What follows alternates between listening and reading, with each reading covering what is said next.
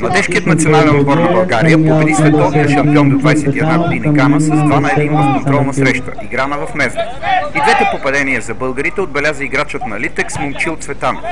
И трите гола паднаха през първото полувреме, а националите играха на високи обороти и създадоха интересни положения пред вратата на гостите. Цветанов откри резултата в четвъртата минута след асистенция на Мартин Тошев, а гостите изравниха чрез Абу Бакар в 25-та. В ответната атака Александър Цветков оцели греда, но в 28-та минута Цветанов вкара втория си гол в матча с хубав удар от границата на наказателното поле. След почивката двата отбора извършиха множество смени и ритъма на играта се накъса.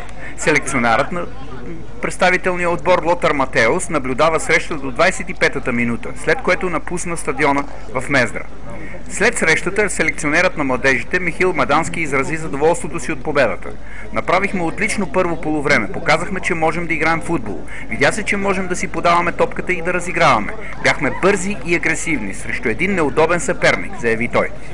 Мадански похвали футболистите си за самочувствието, с което играха срещу световните шампиони в тази възрастова група. Искам да благодаря на треньорите от нашето първенство, които започнаха да налагат млади момчета.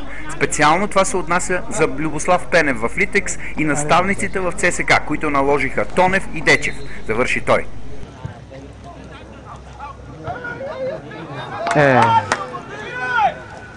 Брата Милан.